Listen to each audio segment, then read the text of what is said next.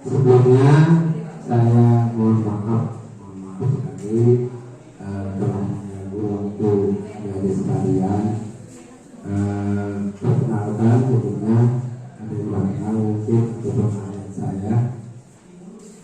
Saya namanya singkat saja Amsar, asal atau asli dari Jaya Pegadungan.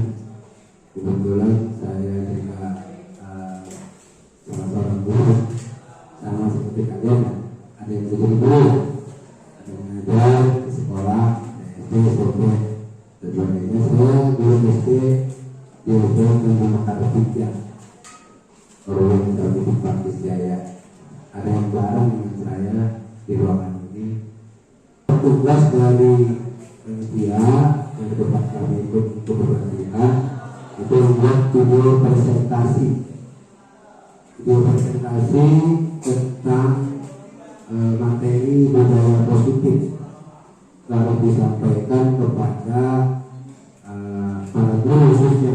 Kalau institusinya harus disampaikan presentasi kepada komunitas praktisi.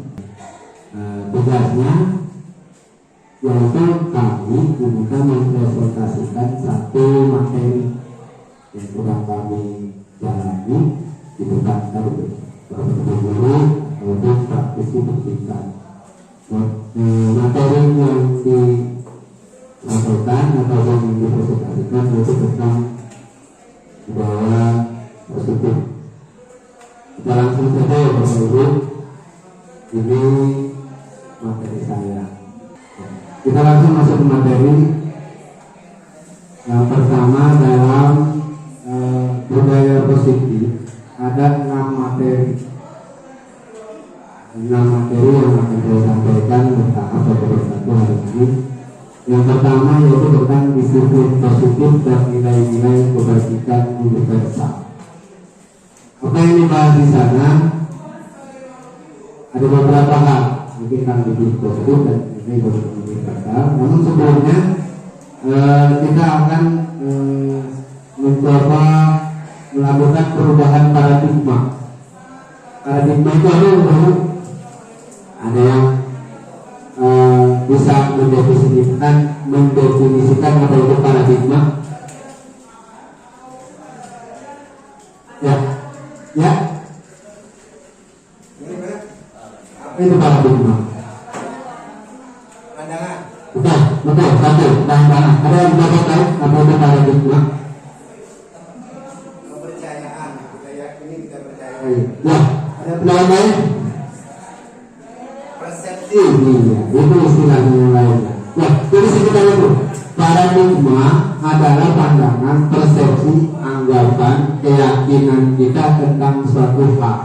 Ya, kita tentunya mengakui. Di sini ada beberapa paradigma. Pertama, paradigma bahwa guru mampu atau bisa mengontrol murid. Kita yakin guru kita bisa kontrol apapun yang kita inginkan, pasti murid kita turuti. Betul nggak? Tapi kenyataannya hal itu harus evolusi. Apa alasannya kira-kira? Ilusi katanya. Murid bahwa guru bisa mengontrol murid itu ilusi. Udah kita dulu. Ada semua kan dosen. Itu mahasiswa nih. Ada satu dosen itu kan guru. Ketika dosen guru atau melarang sesuatu, kira-kira apa yang kita lakukan? Ikut atau melarang? Gitu. Ada yang lawan, ada yang membangkang, ada yang turun. Sebenarnya yang ikut gitu, bahasa saya bahasa kamu. Dengan tentu dari hatinya, ya itu karena takut, malu, ya.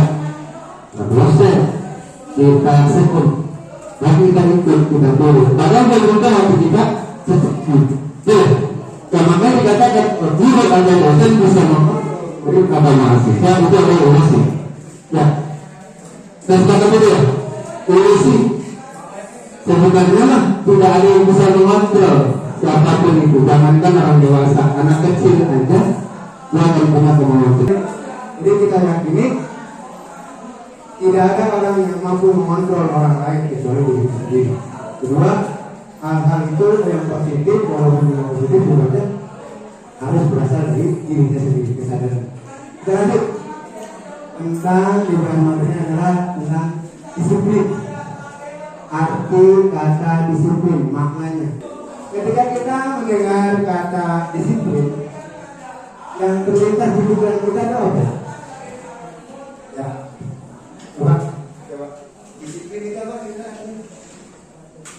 Disiplin teratur. Mereka punya pendapat tentang disiplin, mematuhi peraturan. Yang lain setuju? Tertib. Ya. Disiplin artinya teratur, tertib, mematuhi aturan. Ada yang lain? Taat. Jadi juga ya.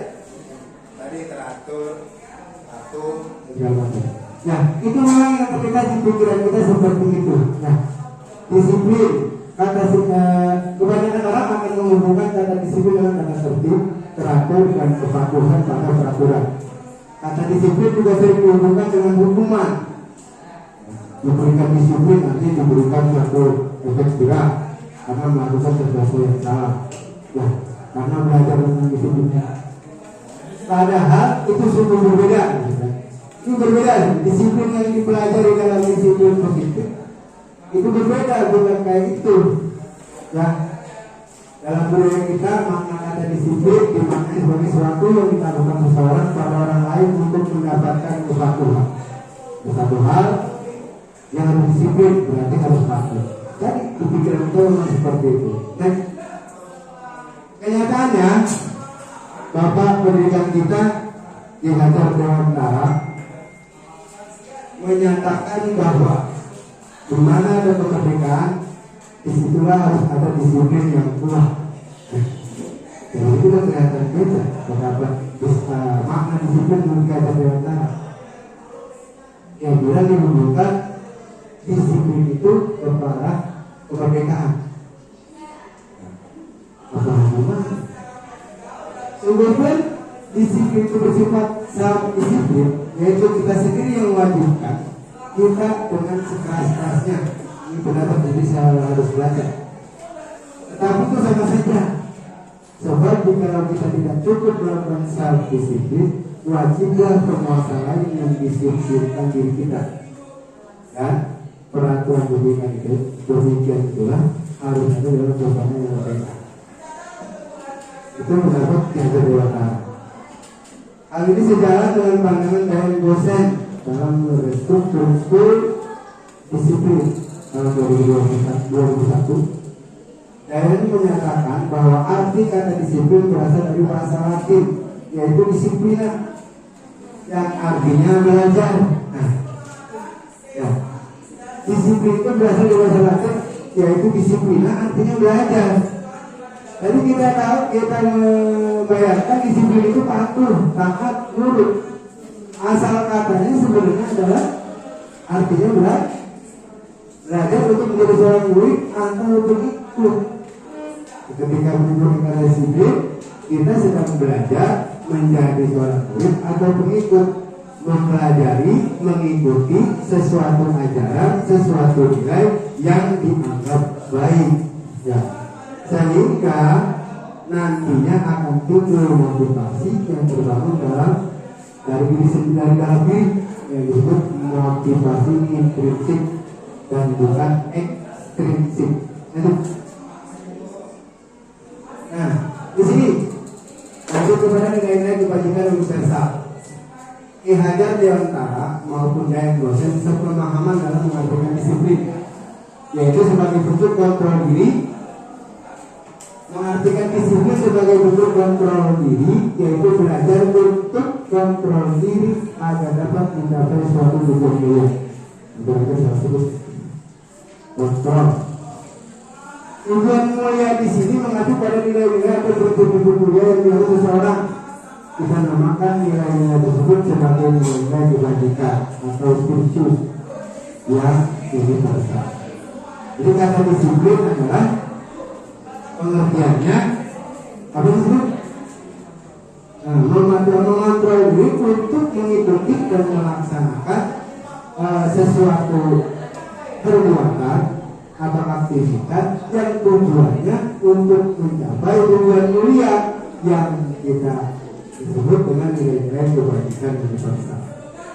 Nilai-nilai kebajikan universal dalam tujuan pendidikan kita, tujuan pendidikan nasional, yaitu terdapat dalam yang namanya profil pelajar Pancasila. Mengenai istilah itu profil pelajar Pancasila. Setiap siswa murid diharapkan nanti memiliki profil pelajar Pancasila. Yang ini semuanya yang 6 macam itu beriman, mandiri, berkolaborasi, berkebinekaan global, bergotong royong yang kreatif. Itu tadi sama dengan nilai-nilai kebajikan universal. Yang materi kedua, saya belajar tentang teori motivasi, teori hukuman dan penghargaan, juga teori restitusi. Apa itu kita bahas satu persatu tentang teori motivasi. Menurut penelitian para ahli, ada 3 motivasi kita manusia sehingga tergerak mau melakukan satu perbuatan. Ya, itu menurut para ahli. Yang pertama, kita melakukan sesuatu itu dorongannya, motivasinya karena ingin menghindari ketidaknyamanan atau hukuman. Motivasi kedua, dorongan kedua kita melakukan suatu tindakan atau pekerjaan, yaitu ada orang melakukannya karena ingin mendapatkan imbalan atau penghargaan dari orang lain. Yang begini karena pengen begini, pengen dikasih hadiah, pengen dipuji, pengen dihargai atau dihormati, maka dia melakukan hal itu. Dan yang ketiga, motivasi dari yang paling baik sebenarnya orang melakukan sesuatu karena apa? Karena kesadaran dari dalam dirinya untuk menjadi orang yang diinginkan, sekolah atau menjadi yang terbaik sesuai nilai-nilai yang dia percayainya. Dia percaya bahwa orang soleh masuk surga, maka dia akan berusaha jadi orang soleh karena tujuan dia. Nah, tujuan adalah apa? Kedorongan adalah guru. Itu teori motivasi. Setuju ya? Motivasi kita melakukan orang melakukan sebuah tindakan ada 3. Oke, lanjut. Lalu teori tentang hukuman dan penghargaan. Betul? Yang pertama tentang hukuman. Kita tahu apa itu hukuman? Apa hukuman? Hukuman sanksi. Sanksi bukan saksi ya. Sanksi. Ada yang bisa dijelaskan hukuman sama dengan sanksi. Sanksi itu adalah definisinya sesuatu yang didapatkan atau diderita, karena biasanya hukuman itu sifatnya gak enak, diderita oleh si pelaku karena melakukan suatu kesalahan atau pelanggaran. Betul, hukuman sifatnya langsung diberikan tanpa akikul kamu salah, sikap jauh atau lari, ya, belum puskap dan lain sebagainya. Itu hukuman. Dan itu memang diberikan langsung ketika dia melakukan pelanggaran atau kesalahan. Dan ini menurut Pak tidak efektif yang kayak itu dalam budaya positif. Lalu yang kedua, konsekuensi. Nah, apa lagi konsekuensi?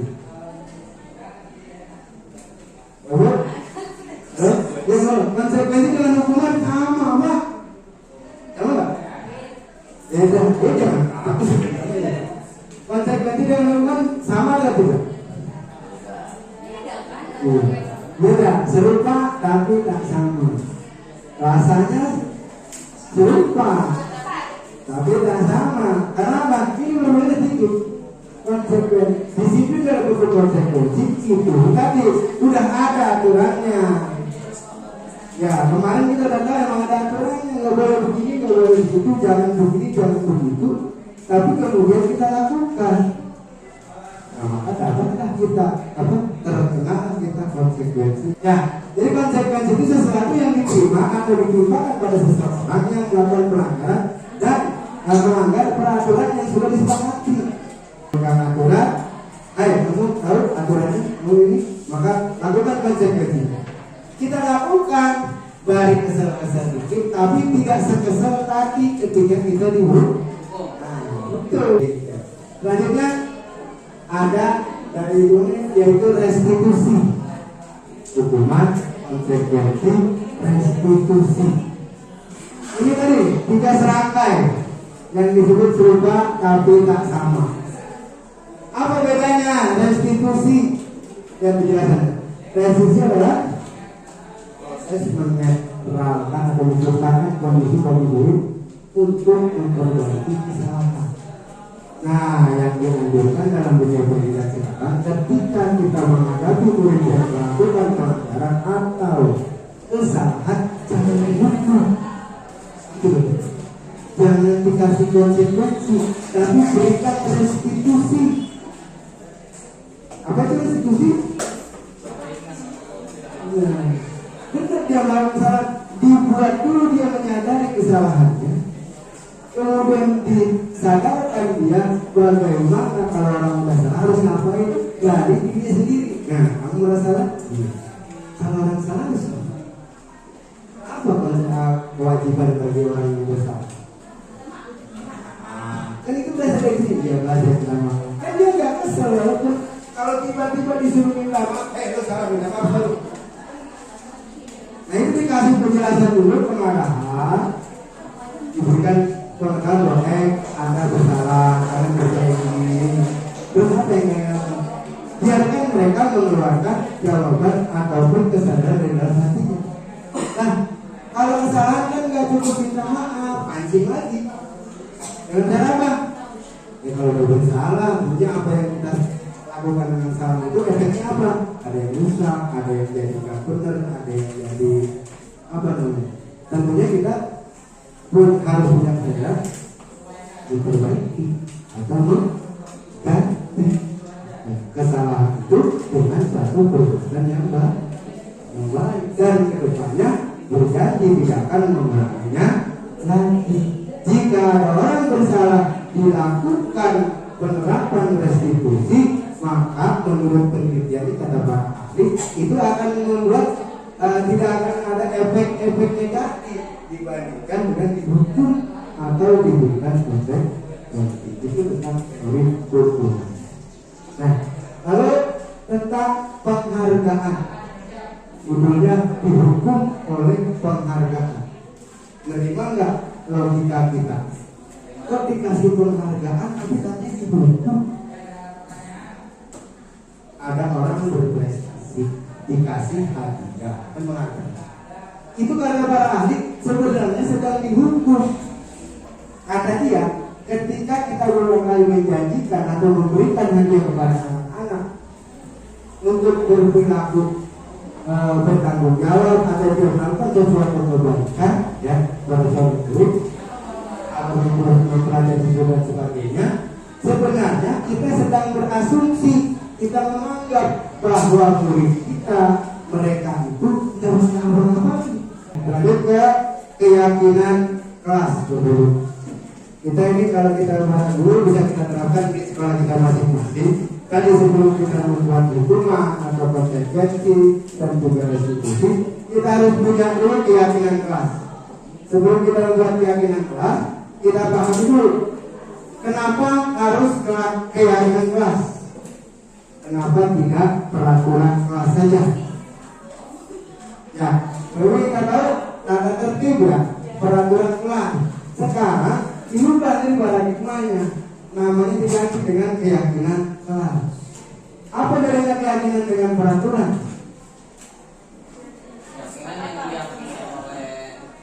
Ya, peraturan itu yang dibuat oleh guru. Oke. Di situ bisa kita, ya, apa lagi? Keyakinan kelas. kesepakatan bersama.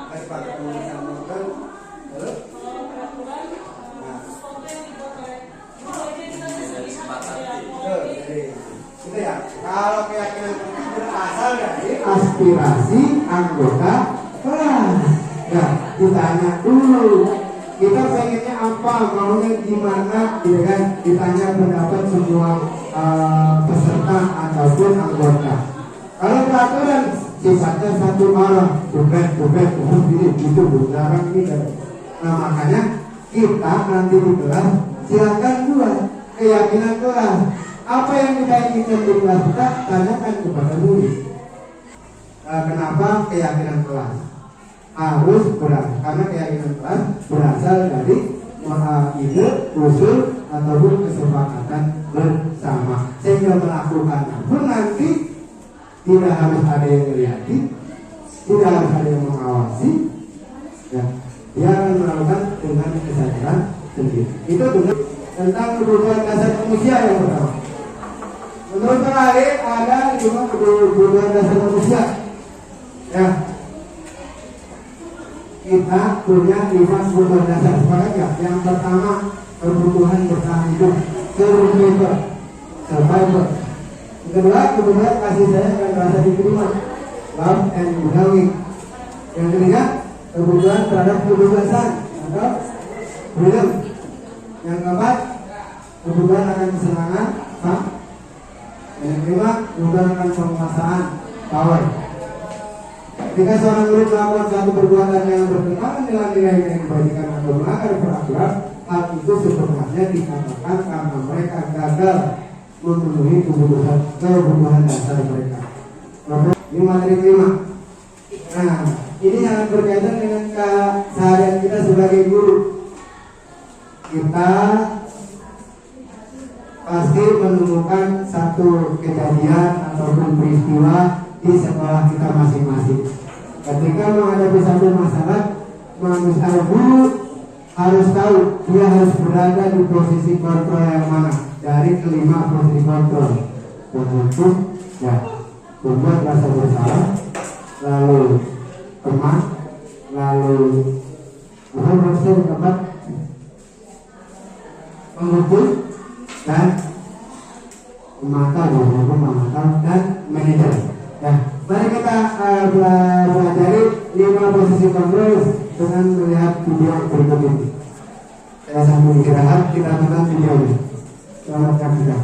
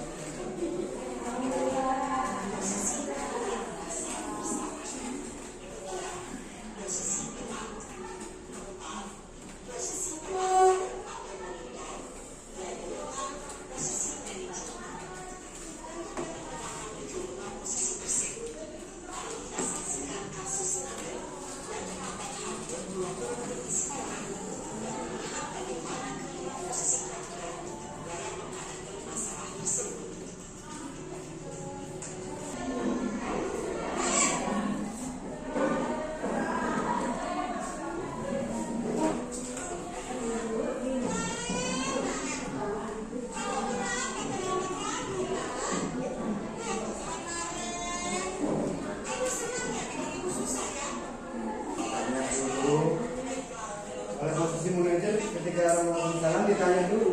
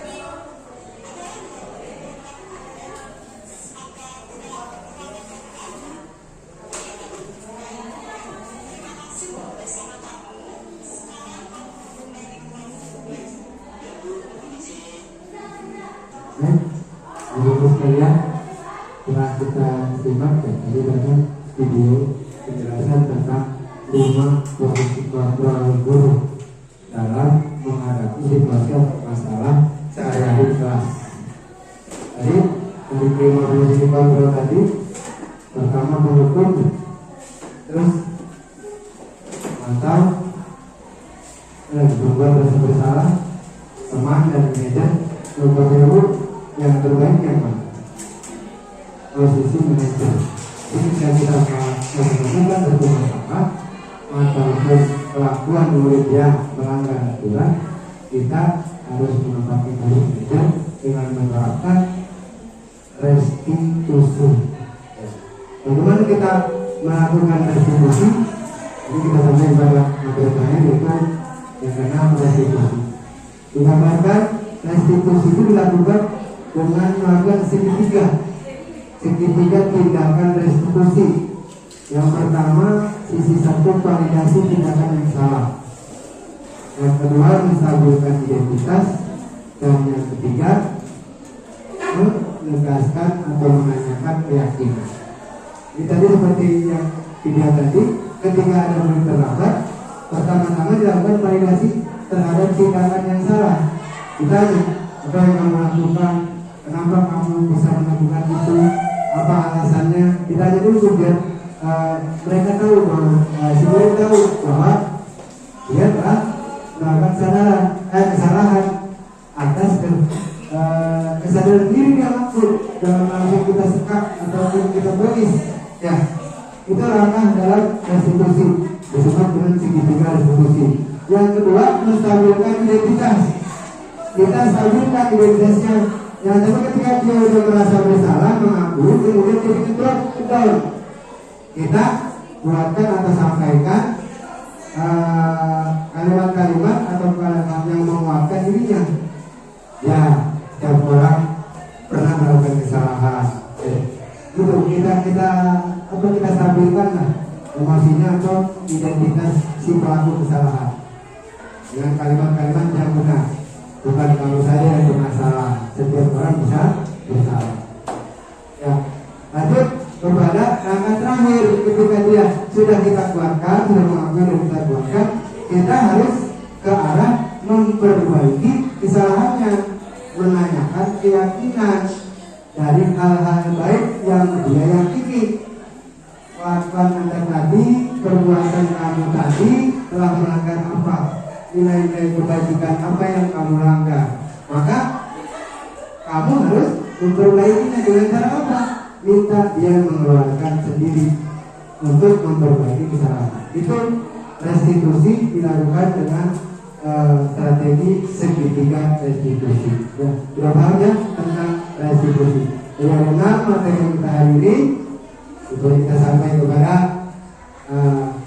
yang terakhir, yaitu ucapan penutup dan ucapan terima kasih dari saya.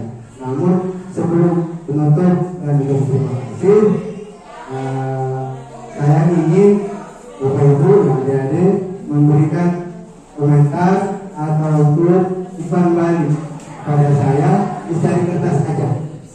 Ya, nanti dikumpulkan tentang apa yang saya lakukan hari ini, tuangkan ke dalam kertas lembar. Kalian tuliskan pengajaran ini dan apa yang kalian dapat, manfaatnya apa bermanfaat dari itu. Jadi itu saja yang dapat saya sampaikan.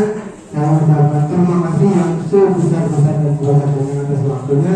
Saya mohon maaf sudah mengganggu dan kalian ini jadi bermanfaat. Tapi saya harap ini jadi manfaat. Nah, begitu. Assalamualaikum warahmatullahi wabarakatuh.